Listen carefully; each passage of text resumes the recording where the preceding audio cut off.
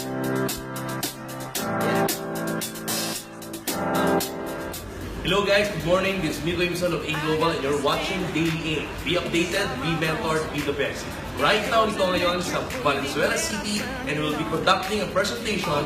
Kasama ko ang isa sa mga pinakamalupit na leaders natin ng A Global. One of the most inspiring story of A Global, ladies and gentlemen, A Global distributors, A Global leaders, and Daily A viewers. I would like to meet Mr. Johnny Formentera.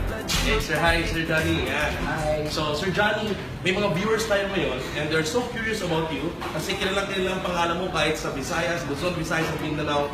Sikat na sikat, Mr. Johnny Formentera, very inspiring story. So, the viewers would like to know, mga A-Global leaders, paano mo ba talaga nagsimula sa A-Global? What are the challenges? Ano yung turning point? At paano mo nakilala yung A-Global from the start? Okay. Anyway, na-invite ako ng kaibigan ko, kababata ko, mga Dennis Wablar, isang si Juano rin po ako, and taga Malabon po ako. Anyway, background ko po before, isa po ako pickup driver sa Malabon. So, isang napakahirap na buhay po, nilatas ko dito sa Maynila. And na-invite po ako ng kaibigan ko in global office, pero hindi sinabi sa akin na networking or business. So, pinuntahan ko lang doon.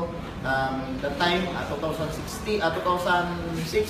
pero hindi po ako naniwala sa umpisa.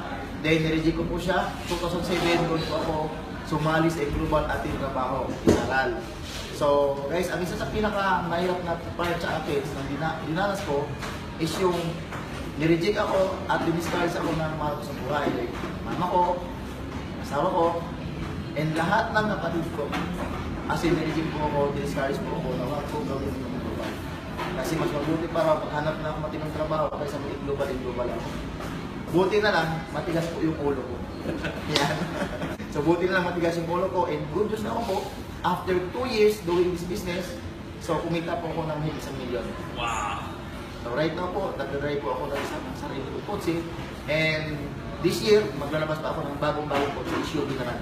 Yeah! Ayan. So guys, anyway, sa lahat po na makapanood nito, don't give up. Tuloy mo pangarap mo kasi dito po walang discrimination. Ano man kung kalagayan mo sa buhay, ano man kung trabaho mo sa buhay ngayon, ano man kung pinag-aralan mo, hindi po tinatanong yan. Kasi ako po, isa po akong high school grad, pero yun masasawa nga lang kasi siyempre sa hirap ng buhay, malayo pa yung eskwelahan namin. So, sinikap ko lang po ng global at binuhay ko dito ang pangarap ko. So, guys, maraming salamat sa inyo and God bless po sa lahat ng nanonood ito. Power! Yes! You see it? Hear it straight from Mr. Johnny Formentera saying no discrimination. Na sino ka man nanonood ng video na to, you can do in global as long as matimala ka lang, pag-aralan mo, you can be successful. Kung kinaya nila, I believe na ikaw nanonood ngayon, kaya-kaya mo. God bless you. Subscribe your group in Daily M for free online contents. God bless. Happy networking. Power! Power!